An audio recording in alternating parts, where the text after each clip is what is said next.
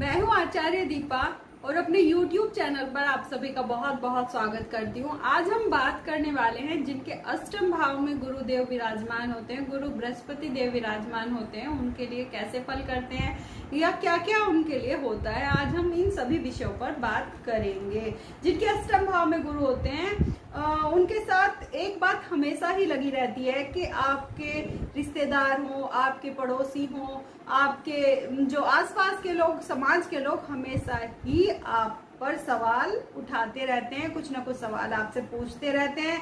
आपके सामने ऐसी स्थिति खड़ी हो जाती है जिसके कारण आपको जवाब देने पड़ते हैं, अपनी सफाई देनी पड़ती है।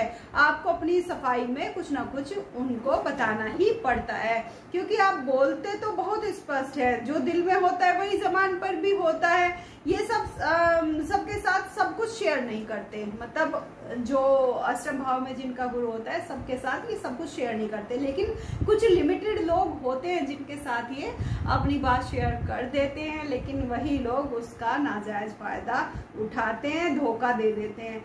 आपको ईश्वर ने बहुत ज्ञान दिया है, आप सब कुछ जानते समझते हो भी सामने वाले को कभी नहीं जताते कि उसके राज भी आपके पास हैं। उसकी सारी अभद्र बातें सुन लेते हैं पर बोलते कुछ भी नहीं है आप। पर ऐसा आपको नहीं करना चाहिए। अपने आत्मसम्मान के लिए आपको खड़े होना चाहिए। सामने वाले को जता दीजिए कि तुम्हारे पास भी उसके राज है, मैं ही क्यों सहन करूं हमेशा तुम्हारी बातें। तो सामने वाले को ये बात पता होनी चाहिए। यदि आप ऐसा करेंगे तो लोग अपनी हद में रहेंगे, लोग अपनी हद नहीं भूलेंगे और जो आपके साथ कर रहे हैं ऐसा नहीं करेंगे। एक समय आप मतलब जब आप बोलेंगे ना तो मुंह खोल देते हैं किसी के सामने, तो फिर आपको लोग चीटर बोलते हैं। लोग बोलते हैं कि इसने तो हमारी बात उससे बता दी, उसने तो हमारी बात, लेकिन एक हाइट हो जाती है ना, जब एक लिमिट क्रॉस हो जाती है तो आप अपना मुंह किसी ना किसी के सामने खोल देते हैं, तो उस समय वो लोग आपको धोखेबाज कहते हैं। लेकिन वो अपनी हद नहीं देखते, वो अपनी हद भूले हुए होते हैं, उसमें गलती आपकी भी नहीं होती। अष्टम भाव में गुरु जिनके होते हैं उनको उनके जो मुंह से बात निकलती है वो ना सच हो जाती है, ऐसा शास्त्रों में भी लिखा हुआ है।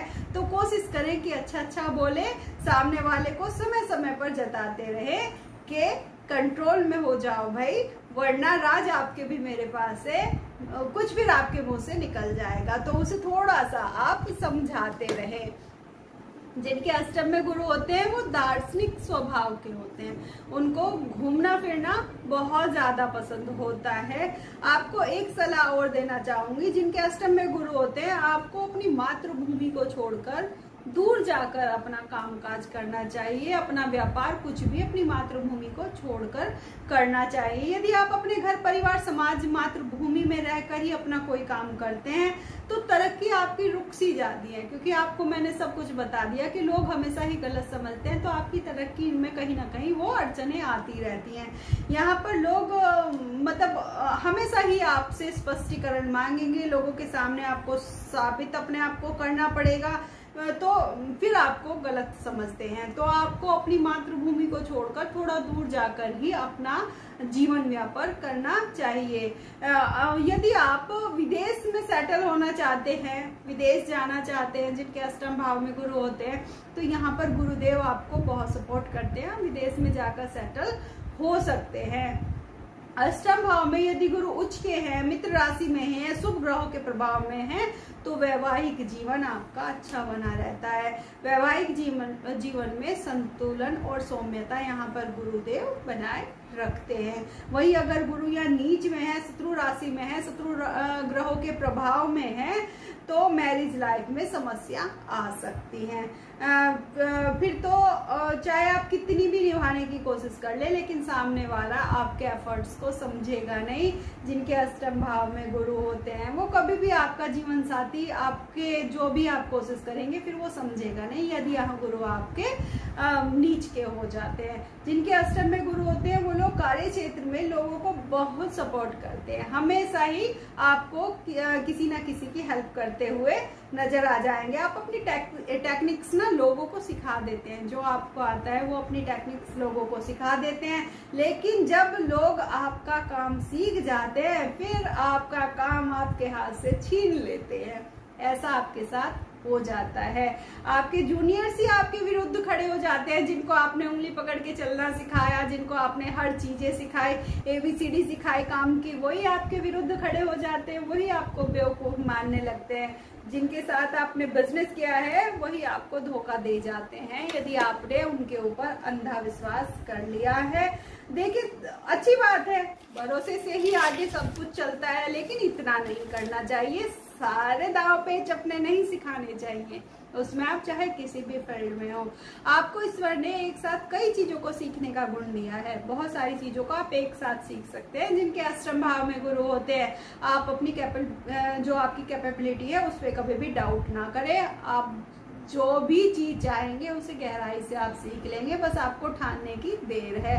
बड़े बड़े उतार चढ़ाव आते हैं आपके जीवन में, कई बार तो रिश्ते मतलब स्थिति ऐसी भी बन जाती है कि अब बस हो गया, अब मैं थक गया हूँ, अब मुझसे नहीं होगा, अब मुझसे नहीं होगा, लेकिन अंत में आप सफल हो जाते हैं और बहुत धन आप कमाते हैं जीवन में। बेशक आपका जो जन्म है वो एक निर्धन परिवार में हुआ हो, लेकिन आप अपने जीवन काल में काफी धन कमा लेते हैं।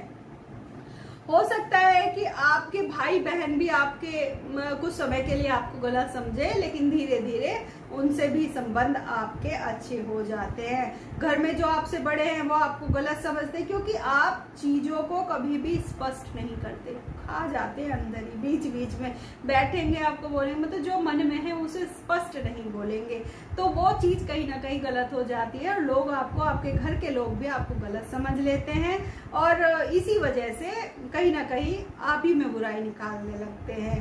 तो गलत को गलत कहने में बुराई क्या है, आप स्पष्ट कहिए जो बात है। अकेलापन आपको भाता नहीं है, आपको हमेशा ही अपने आसपास लोग चाहिए होते हैं। वैसे आप जहां भी बैठते हैं ना, एक सभा बना ही लेते हैं, एक मंडली बना ही लेते हैं, उसमें ही आपका मन लगता है। आप लोगों को सलाह बहुत अच्छी देते हैं, क्योंकि ज्ञान तो बहुत होता है आप में, तो सलाह आप लोगों को बहुत अच्छी देते हैं। लोग आपसे आके सलाह मांगते भी हैं। यदि आपके जीवन में ये दौर कुछ परेशानियों का चल रहा है, कुछ परीक्षाओं का चल रहा है, तो घबराने की जरूरत नहीं है। समझिए ये मेरी परीक्षा चल रही है, लेकिन इसका जो रिजल्ट आएगा वो बहुत अच्छा आएगा। जिनके अष्टम भाव में गुरु है, आप खास तौर पे देखा गया है जिनके अष्टम में गुरु होते हैं वो 40 की उम्र के बाद ज्यादा तरक्की करते हैं। जिनके अष्टम भाव में गुरु होते हैं, आप कभी भी किसी को धोखा नहीं देते हैं, ना किसी का नुकसान मतलब करते हैं किसी भी चीज में, फिर भी लोग आपको गलत समझते रहते हैं। तो समझने दीजिए ना, आप तो मानिए ना, क्योंकि आपने मन से मान लिया कि मैं अच्छा हूं, तो फिर क्या दिक्कत है। आप अपने आप को अच्छा मानिए, तो आप छोड़िए इन चीजों को कि लोग मेरे बारे में क्या समझ रहे हैं। आपसे लोग यदि सपने में भी मदद मांग ले ना, जिनके अष्टम भाव में गुरु होते हैं, तो वो नंगे पैर दौड़ के सच में पहुंच जाते हैं। इस तरह के इंसान होते हैं, इसीलिए तो लोग आपका नाजायज फायदा उठाते हैं। आप लोगों के बिचौलिए बहुत बन जाते हैं। किस चीज में बिचौलिए बन जाते हैं? पैसे दिलवाने में, काम करवाने। हाँ भाई मेरी गारंटी है, दे दो, और लोग आप पे विश्वास करके उनको दे भी देते हैं। फिर क्या करते हैं, फिर पैसे आपको देने पड़ते हैं। ऐसा होता है ना? बताइएगा मुझे कमेंट में प्लीज, इनके साथ हुआ है।